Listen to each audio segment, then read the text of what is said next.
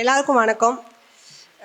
இமேஜினேஷனுக்கு power உண்டுன்னு சொல்லுவாங்க. கண்டிப்பாக இருக்குது. இந்த இடத்துக்கு வரணும்னு சொல்லிட்டு நிறைய வாட்டி இமேஜின் பண்ணி பார்த்துருக்கேன். பின்னாடி இருந்து உட்காந்து நிறைய பேர் பேசி பார்த்துருக்கேன். இன்றைக்கி நானும் இந்த இடத்துலேருந்து பேசுகிறேன். ரொம்ப ஹாப்பியாக இருக்குது.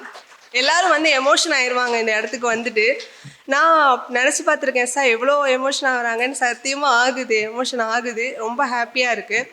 நான் IBPS clerk Canara bank clear பண்ணியிருக்கேன். ரொம்ப ஹாப்பியாக இருக்குது. ட்ரீம் ஜாப் தான் உண்மையாகவே.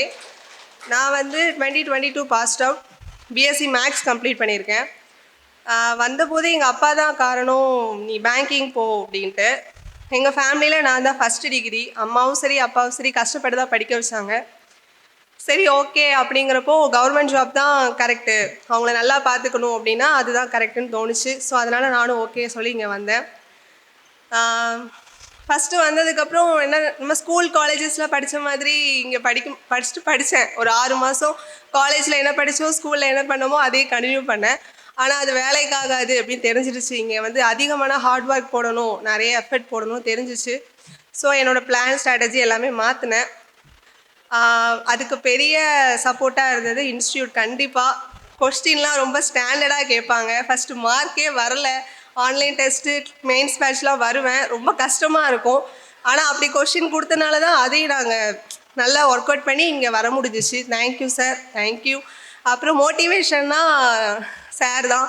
சார் ஒரு வார்த்தை சொன்னாங்க ஒரு ஸ்பீச் அப்போது, நம்ம வேலைக்கு போனோம் அப்படின்னா நம்ம லைஃப் மட்டும் மாறாது, நம்ம அம்மா அப்பா லைஃபு, நம்ம நெக்ஸ்ட் ஜென்ரேஷன் 3 ஜென்ரேஷனோட லைஃப் மாறும்னு சொன்னாங்க. கண்டிப்பாக சார், கண்டிப்பாக மாறி இருக்குது. Thank you, thank you for the motivation. அதுக்கப்புறம் இன்னொன்று சொல்லியே ஆகணும். நான் எடுத்துக்கிட்டேன் 2 இயர்ஸ்க்கு மேலே எடுத்துக்கிட்டேன். ரீசன் என்ன அப்படின்னா, கொஞ்சம் நான் ஒர்க்கும் போயிட்டு நடுவில் ஒர்க்கும் போயிட்டேன். கொஞ்சம் 1 இயர் படித்தேன், அப்புறம் ஒர்க்கு போயிட்டேன் ஃபேமிலி சுச்சுவேஷனால்.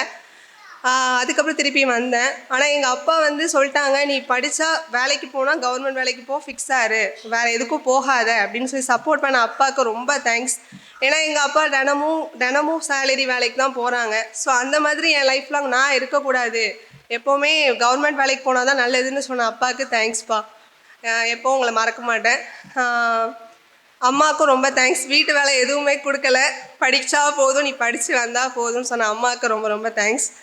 அதுக்கப்புறம் எங்கள் அப்பாவுக்கு ஆக்சுவலாக ஹார்ட் ஆப்ரேஷன் இப்போ தான் நடந்துச்சு. 2 மந்த்ஸ் தான் ஆகுது. அவங்க வந்துட்டுருக்காங்க இப்போது. நான் வேணாம் வளைய வேணான்னு சொன்னேன். ஆனால் நீ வாங்குறது மெடல் வாங்க நான் பார்க்கணுன்னு சொல்லிட்டு வந்துட்டுருக்காங்க. இந்த மாதிரி அப்பா அம்மா வந்து ரொம்ப ஸ்பெஷல். அவங்களால தான் இப்போ நான் இங்கே இருக்கேன். அப்புறம் மோட்டிவேஷன், இதெல்லாம் ஒரு சைடு மோட்டிவேஷன் தான். இன்னொரு சைடு மோட்டிவேஷன் வந்து முடியும் சொல்லும் போது நமக்கு ரொம்ப, நம்ம நல்லா படிப்போம், கரெக்டு தான். ஆனால் யாராவது முடியாதுன்னு சொன்னால் இன்னும் நல்லா படிப்போம். அது வந்து எனக்கு நடந்திருக்கு. முடியாது, நீ இவ்வளோ வருஷம் உட்காந்து படிச்சுட்ருக்க அப்படின்னு சொன்னாங்க. அப்போது வந்து நம்ம எடுத்துக்கிற விதம் தான் இருக்குது. இப்போ சொல்கிறாங்கல்ல, நான் அடித்து காட்டுறேன் அப்படின்னு சொல்லி நான் நினச்சேன். இன்றைக்கி நம்ம அவங்ககிட்ட எந்த பதிலும் சொல்லாமல் அந்த சக்ஸஸ் தான் பதிலாக இருக்கும். அதை எல்லோரும் கண்டிப்பாக கொடுக்கணும். டிப்ஸு வந்து சொல்லணுன்னா, நான் வந்து என்னோடய புக்ஸில் வந்து இது எனக்கு ஒரு சார் சொன்னது தான். என்னென்னா, நம்ம எதுக்காக இந்த கரியர் ஸ்டார்ட் பண்ணோம் அப்படிங்கிற விஷயத்த வந்து புக்கில் எழுதி வைக்கணும். நம்ம படிக்கிற ப்ராக்டிஸ் பண்ணுற நோட்லேயோ அதில் எழுதி வைக்கணும். எழுதி வச்சோம் அப்படின்னா என்றைக்கெல்லாம் குவிட் பண்ணணும்னு தோணுதோ அப்போ அதை பார்க்கும்போது கண்டிப்பாக குவிட் பண்ண மாட்டோம். எதுக்காக இந்த விஷயம் ஸ்டார்ட் பண்ணோம் அப்படின்னு யோசிச்சு பார்த்தோன்னா கண்டிப்பாக குவிட் பண்ண மாட்டோம். அப்புறம் வந்து மேக்ஸ் வந்து, நான் மேக்ஸ் தான், பிஎஸ்சி மேக்ஸ் தான். ஆனாலும் மேக்ஸ் கஷ்டமாக தான் இருந்துச்சு. இங்கே வந்து பார்க்கும்போது டோட்டலி வேறு.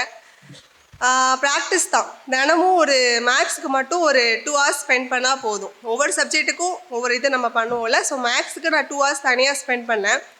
அப்புறம் இங்கிலீஷ் வந்து, இங்கிலீஷ் மீடியம் படித்தா இங்கிலீஷ் ஈஸி அப்படிலாம் ஒன்றுமே கிடையாது. இங்கே வந்தோம் அப்படின்னா தமிழ் மீடியம் இங்கிலீஷ் மீடியம் எதுவுமே கிடையாது. எல்லாருமே ஸ்டார்டிங் ஃப்ரம் 0 தான். ஸோ அப்படி தான் வரணும். இங்கிலீஷ் வந்து என்ன பண்ணேன் அப்படின்னா, என்னோடய கான்டெக்ட்ஸ் இருக்கும், வொக்காப்ஸ் ரொம்ப முக்கியம் இங்கிலீஷில். இதுவும் ஒரு சார் கொடுத்த டிப்ஸ் தான். என்னோடய கான்டெக்டில் வந்து என்ன பண்ணுவேன்னா, அவங்களோட கேரக்டருக்கு ஏற்றுற மாதிரி நேம் போட மாட்டேன், வொக்காப் போட்டு வைப்பேன். இப்போ என் ஃப்ரெண்டுலாம் செம லேசியாக இருப்பாள், அவளுக்கு வந்து அவள் பேர் போட மாட்டேன், டார்மெண்ட் அப்படின்னு போட்டு சேவ் பண்ணி வச்சுருப்பேன். அதெல்லாம் அவங்களுக்கு தெரியாது. பட் நமக்கு படிக்கும் போது ஒரு கான்டெக்ட், ஒரு 100 கான்டெக்ட் இருக்குமா, 100 வொக்காப்ஸ் படிச்சிடலாம். அந்த டார்மெண்ட்க்கு ஏற்ற மாதிரியே அடுத்தடுத்து ஒரு வார்த்தைகள்லாம் அந்த மாதிரி காண்டாக்டில் போட்டு சேவ் பண்ணி படித்தேன். நான் காலையில் படிக்க மாட்டேன் எந்திரிச்சு, நைட்டு எவ்வளோ முடியுமோ அந்த மாதிரி படிப்பேன். இப்படியே கண்டினியூ பண்ணி இப்போது ஓகே சக்ஸஸ் கிடச்சிருச்சு. ரொம்ப ஹாப்பியாக இருக்குது, ரொம்ப ரொம்ப ஹாப்பியாக இருக்குது. Thank you so much. Suresh IAS academy, வெற்றியின் முகவரி.